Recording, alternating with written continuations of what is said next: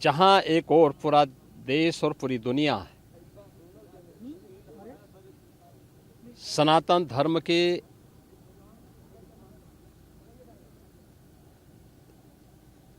इस सबसे बड़े आयोजन का साक्षी बनकर के गौरव की अनुभूति कर रहा है, प्रफुल्लित है, वहीं दूसरी ओर सनातन धर्म के खिलाफ सपारी लेकर के षड्यंत्र करने वाले तत्वों के द्वारा लगातार शरारत पे शरारत करते हुए झूठ के और असत्य के नित नए प्रतिमान भी गढ़े जा रहे हैं।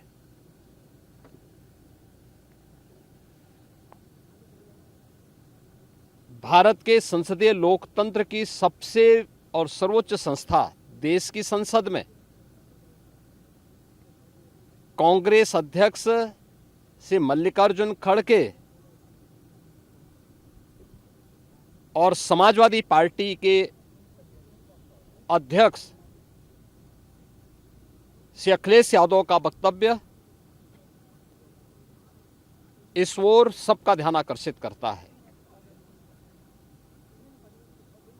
ये दोनों वक्तव्य न केवल इनके सनातन धर्म विरोधी चरित्र को उजागर कराता है, बल्कि इनकी उस गिद्ध दृष्टि की ओर भी सबका ध्यान आकर्षित करता है जो लगातार इस महाकुंभ के खिलाफ पहले दिन से दुष्प्रचार कर रहे हैं। इनका ये बयान न केवल सनातन धर्म पर प्रहार है, बल्कि निंदनीय भी है और शर्मनाक भी। कांग्रेस अध्यक्ष का यह कहना कि प्रयागराज कुंभ में मौनी अमावस्या के दिन हजारों लोग मर गए, हमें अफसोस होता है। एक इतना वरिष्ठ नेता, कांग्रेस देश की जो सबसे पुरानी पार्टी है, उसके अध्यक्ष से अपेक्षा की जाती है कि वो एक मर्यादित बयान देश की संसद में रखें, और इतना गुमराह करने वाला बयान, झूठ पे झूठ। ऐसे ही समाजवादी पार्टी के अध्यक्ष का बयान, एक प्रतिस्पर्धा दोनों दलों में है, कौन कितना सनातन विरोधी वक्तव्य दे सके। ये कहना कि कोई आंकड़े नहीं दिए गए, यहां से प्रशासन से जो बयान जो आंकड़े दिए गए, उन आंकड़ों को मैंने भी सबके सामने रखा। घटना दुखद थी, हर व्यक्ति दुखित था, और जितने क्विक रिस्पांस से मेला प्रशासन, police, NDRF, SDRF, civil defence, इन सब ने मिलकर के घायलों को हॉस्पिटल पहुंचाने का काम किया, अपने आप में एक मिसाल है। करोड़ों लोग प्रयागराज में उस दिन उपस्थित थे। ये दोनों दल चाहते थे और सनातन धर्म विरोधी चाहते थे कि बड़ा हादसा हो जाए। हमारी पहली प्राथमिकता थी कि किसी भी स्थिति में इसको हम जीरो हादसे तक लेके जाएं, लेकिन दुर्भाग्यपूर्ण तरीके से घटना घटित हुई। लेकिन जितने क्विक रिस्पांस से प्रशासन ने और सभी संबंधित संस्थाओं ने कार्य लेकर के उन्हें हॉस्पिटलाइज किया, उसमें कुछ लोग उस हादसे के शिकार हुए, वह दुखद है। उन सभी परिवारों के प्रति हम लोगों ने अपनी संवेदना भी व्यक्त की और उसके लिए कुछ आर्थिक मुआवजा भी घोषित किया। यद्यपि किसी व्यक्ति की कमी मुआवजे से नहीं हो सकती, लेकिन तब भी हम लोगों ने एक प्रयास किया। घायलों का प्रॉपर उपचार कराया। वे सभी घायल आज भी कुछ प्रयागराज मेडिकल कॉलेज में हैं, बाकी अपने परिवार के सदस्यों के साथ चले गए हैं मैंने भी, मेरे साथ मेरे मंत्रियों ने भी, प्रशासन ने भी, प्रदेश के मुख्य सचिव ने भी, प्रदेश के डीजीपी ने भी उन सभी लोगों से मुलाकात की थी। और मैं तो देखकर बहुत चौंक था कि जो लोग प्रयागराज मेडिकल कॉलेज में भर्ती थे, जब मेरी उनसे बातचीत हो रही थी तो उनमें से सभी लोग उनके द्वारा कहा जा रहा, साहब व्यवस्था में खामी नहीं, लेकिन हमारी किस्मत है या फिर ऐसी स्थिति पैदा हुई।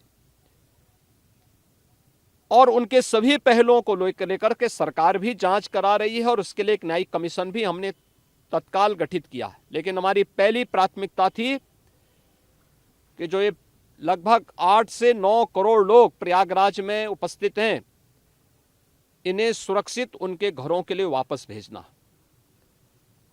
इन दोनों दलों और सनातन धर्म विरोधी उन सभी लोगों के वक्तव्य, जो लोग ये गुमराह करने वाले वक्तव्य दे रहे हैं कि लाखों लोगों ने स्नान नहीं किया, सरासर गुमराह करने वाला है। ये वक्तव्य देना कि कोई अमृत स्नान या साय स्नान नहीं हुआ, ये भी गुमराह करने वाला वक्तव्य है और सनातन धर्म की अवमानना ही नहीं, बदनाम करने की साजिश का एक हिस्सा है। कोई परंपरा बाधित नहीं हुई। मौनी अमावस्या का स्नान पहले दिन सायंकाल 7:30 बजे से प्रारंभ हो गया था और अगले दिन पूरे दिन भर देर सायंकाल तक मौनी अमावस्या का मुहूर्त था। स्वाभाविक रूप से अखाड़ों ने हादसे के तत्काल बाद मेला प्राधिकरण के साथ बातचीत करके अपने स्नान को स्थगित किया था कुछ देर के लिए। और फिर जब मेरी उनसे बातचीत हुई दोपहर के बाद, सभी अखाड़े और पूज्य संतजन, आचार्य महामंडलेश्वर, वे इस स्नान का हिस्सा बने और वही परंपरागत तरीके से सभी स्नान भी हुए। इस महाकुंभ में 3 अमृत स्नान थे, मकर संक्रांति, मौनी अमावस्या और बसंत पंचमी। इन तीनों में अमृत स्नान हुए जिसमें सभी अखाड़े भागीदार बने। पौष पूर्णिमा से आयोजन प्रारंभ हुआ। समाजवादी पार्टी के अध्यक्ष का यह वक्तव्य भी कि सरकार ने 100 करोड़ की घोषणा की थी, मुझे लगता है कि उनको बयान थोड़ा पढ़ना चाहिए। ये लोग 12 बजे सो करके उठने वाले लोग हैं। कार्यालय स्टाफ जिस प्रकार का इन्हें नोट बना करके देता है, ये उस प्रकार का वक्तव्य बना करके सामने प्रस्तुत करते हैं और फिर उसके अनुसार उसको लीडर के रूप में नहीं बल्कि एक रीडर के रूप में सबके सामने उस वक्तव्य को पढ़ करके अपनी जगहंसाई करते हैं और राजनेताओं की भी जगहंसाई करते हैं। यही स्थिति मैंने बार बार कहा कि महाकुंभ में 40 से 45 करोड़ श्रद्धालु इस पूरे महाकुंभ के आयोजन में भागीदार बनेंगे। और मुझे बताते हुए ये भी प्रसन्नता है कि पिछले 22 दिन के अंदर इस महाकुंभ में 38 करोड़ श्रद्धालु अब तक यहां आ चुके हैं। अगले 22-23 दिन तक यह आयोजन और चलेगा। इन 22 दिनों के अंदर भी श्रद्धालुओं के आने की पूरी वो है। आज भी आप देख रहे होंगे, कल बसंत पंचमी अंतिम अमृत स्नान संपन्न हुआ। माघी पूर्णिमा 12 फरवरी को और महाशिवरात्रि 26 फरवरी को होगा। करोड़ों की संख्या में देश और दुनिया का हर श्रद्धालु आना चाहता है। आज भूटान के महामहिम नरेश ने भी यहां पर अपने देश के तमाम लोगों के साथ में इस आयोजन में वे सहभागी बने। पूरी दुनिया आ रही है, लेकिन इन दलों ने जिन्होंने सनातन धर्म के खिलाफ सपारी लेकर के एक षड्यंत्र करने में लिप्त हैं, इनका षड्यंत्र कामयाब नहीं होगा।